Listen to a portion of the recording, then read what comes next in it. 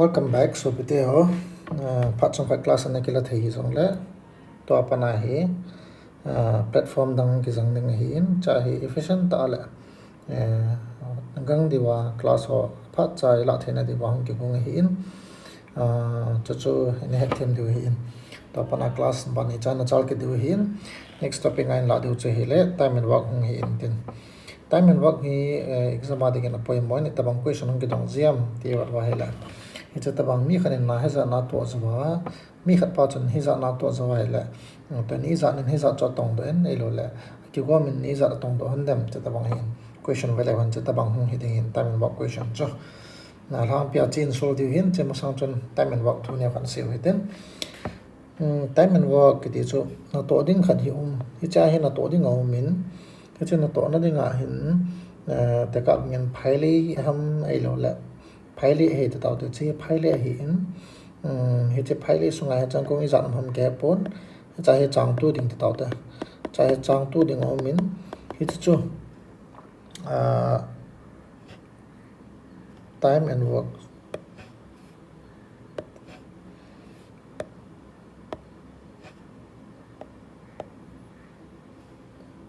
time and work chu hay to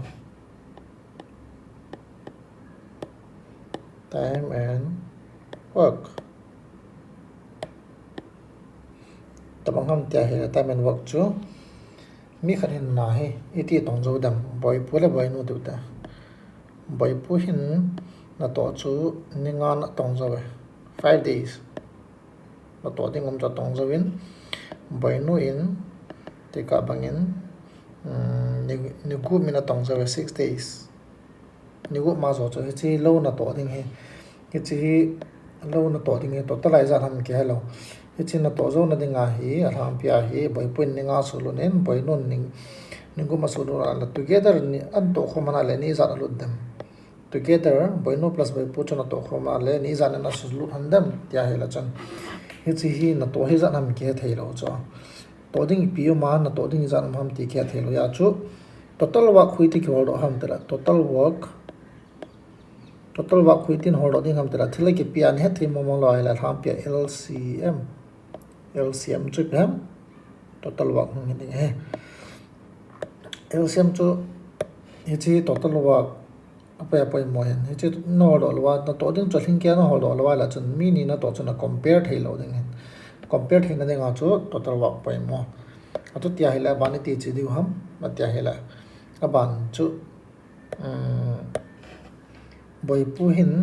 ninga azawin boy no nigu ma zwa hela jun total work ke don denga che LCM kala ta chu boy pu la boy no acha LCM of 5 la 6 chu pe ham 5 la 6 LCM kala hela 5 1 is 5 comma 6 a common ma cham lo cha na chi se ka bola la 5 1 is 5 into 6 LCM chu pe ham 5 1 is 5 into 6 chu san ham 30 unit na to ding za chu san ham total work chu bol diu chu 30 unit atu tia hela total work chu san ham 30 unit total work TW tiu te la bai pu chun na to ding som thom tai he chin na to ding za khe pa na chong ki compare thei de choni za na zo ni kho thai za nam ti cho la ninga chun 30 days a zo la bata cho 5 is at times 30 hem tala 5 6 times 30 cho 5 6 times 30 hela chun ninga na to azo chun ni khana za to dom tala ni khana hi gu ma to do cho na to ding cho 6 unit per day to do cho ala chin la boy no hin 6 days hele 6 5 30 5 unit per day to do cho ala chun hi chi pi wa sam tia hele hi chin unit per day chin pi wa sam tela ni kho tha wa sa cho na ni kho tha ni za na ni khana za to dom na ni kho tha ti dam che he che boy no ni kho tha nga he boy no ni kho tha cho la cha ni hona to dhon ninga la chon ni kho tha on ke kom ta cho na to ding chu za nam ham te la som thom na to ding som thom chu chalai la hi som thom chu ni kho tha to khomona le ni za ham te la boy pu ni kho tha to boy no ni kho tha ka kop ta cho na atu te le 30 divided by to ding chu za chon ni kho tha he za a to do don chu ni khana khaning bu ba to do ni khana khaning nga to do la ni khana za to do khomandam som la khat to do khom na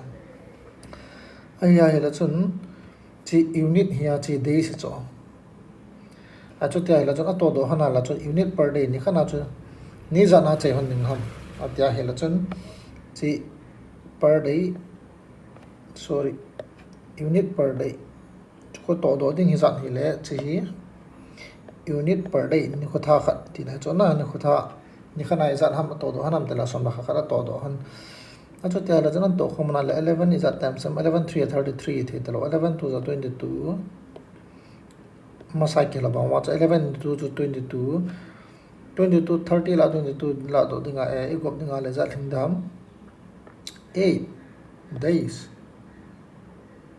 That's 11 into 2 to Zanham, 11 into 2 to 22. 22 plus 8 to Zanham, 20 to 930. Nah, masangay ni kilo bonga. Kita hong ki gom ding ahin. Ato tiya la jun ni za asuro nanam tila 2 8 by 11 days. To khomana le ni thum hing la wa chai hon jo na. An to khomana le ni thum hing la wen achai hone. Iti answer. Iti ta bang jo time and work ki bol dan LCM total work che poya pai mo chi hi het te ngai. Iti ti la wa hi ka compare thelo. Ato tiya hela chun hang pia cho hi ta bang hi to sim chi dan. Ato tiya hele iti question hi tin solve di ham tiya la chun. Ala question in PCM A le bin na to khomon chu A chu ni za na che 30 days a chai chu. A chu ni khotha jan ham tele te ka banga color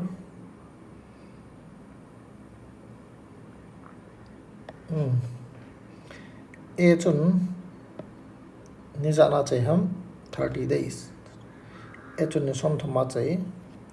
e ro la chana ga ji uta A chun 30 days a chai chu ale B khun na to ahile na to kha cha to ahile za na chai ham B can complete the work in B chun za na chai ham B chun za na chai ham B chun 20 days a chai chu na ata ta chu ji di wala chun B chun 20 days. In how many days together di chu ato khomana la together an to khom ngai ta na an to khomana le ti bolan da ham A chun 30 days B chun 20 days ila together na to ding ke hello cho acha na to ding total work chi pe ham total work ke hello cho chlai hai khanin na to ding kha chu som thome na chai izan ham na to ding hoi chu chu ham ke hello na chu che hen ding IP bol de ka tiam LCM la de ka ti chu LCM la hela 20 to 30 to LCM kala hela total work po ding ka ba hele 5 1 is 5 5 4 20 okay 5 6 30 correct LCM 2 to the 4 to 3 6 6 kishneo be thi telo ya cha 5 to the 10 10 to the 20 23 the 60 LCM chu jan ham tela cha si ka multiply ala 60 chu total work ke do pa na hi pidinga total work ki horam tele ni kho tha he na dinga ki hol na ni kho tha he na dinga na ni khana za to do am ti ni kho tha he na dinga ala 30 is at am chu 60 am tele 2 ni khana hi ani khota chu ham A ni khota ko 2 unit per day chi unit hela 2 unit per day ni khana unit ni to ato do cho unit som go cho to dinga hela ala B hin 3 unit per day ato tele A ni khota ki zat ke tam A ni khota chu 2 B ni khota chu jan ham 3 A hin ni khana ni to do a hela chun som gup la chun ni som thoma chai thi chu na ala B hin ni som nya chai ala chun ni khana za to do am tela thun thuma to do ti na chu ala together abonan to khom wa ala together ti ala chun ni ti bol ham together ti ala chun na to ding total work chu za ham total work by epitham uni ni khotha ti da tai pa wan jiu ta ni khotha ani hona ni khotha ele b ni a plus b ni khotha na ele b ni khotha ding hi le total ba khuzan ham 60 divided by ele b ni khotha jan ham tela 2 plus 3 khuzan ham 2 plus 3 khuzan ham 5 ala 5 hi hi le answer chu ni khana khu to ding som gum chu ni khana to khomana le nga to khana le ni za na to do han na ham tele 5 1 is 5 5 2 is 10 12 days. The answer that's this is the answer. Let's see final answer that's ato tela chu mata in ni khana ni som thoma sulut b ni som ni sulut chu an to khomana le ni som la ni bo che han ding